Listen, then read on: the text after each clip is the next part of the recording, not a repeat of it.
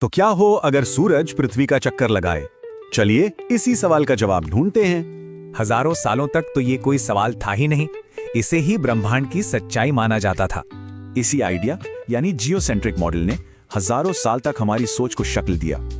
लेकिन फिर सोच में एक क्रांति आई जिसने हमारे सौरमंडल को देखने का नजरिया ही बदल दिया। तो सारा फर्क बस इतना था, सोच पृथ्वी केंद्रित से हटकर अब सूर्य केंद्रित हो गई थी। तो चलिए फिजिक्स के नियमों को तोड़ते हैं और देखते हैं कि ऐसा होने के लिए क्या क्या करना पड़ेगा।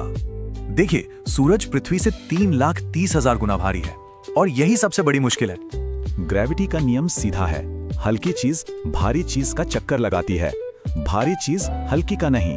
तो चलिए मान लेते हैं कि पृथ्वी जादुई तरीके से सूरज से भारी हो गई। अब जिंदगी कैसी होगी? सबसे पहला असर होगा जबरदस्त कुचल देने वाला गुरुत्वाकर्षण। सोचिए, चलना भी ऐसा लगेगा जैसे किसी गाढ़ी चाशनी में से गुजर रहे हों। जिंदा रहने के लिए हर जीव को छोटा, गठीला और बेहद मजबूत होना पड़ेगा।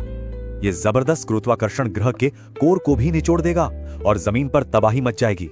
हमारी दुनिया में हर तरफ लावा बह रहा होगा और ऊबड़ खाबड़ पहाड़ लगातार कांप रहे होंगे।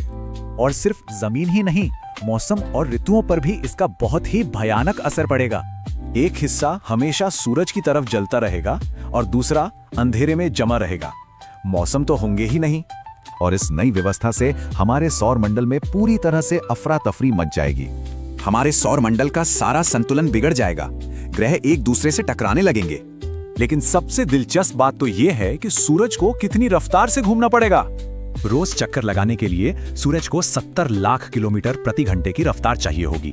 तो जाहिर है ऐसी दुनिया में जिंदगी का होना नामुमकिन है, जैसा हम जानते हैं। ये हमें याद दिलाता है कि ग्रेविटी जैसे नियम कितने जरूरी है। इनके बिना हमारा ब्रह्मांड कैसा होता।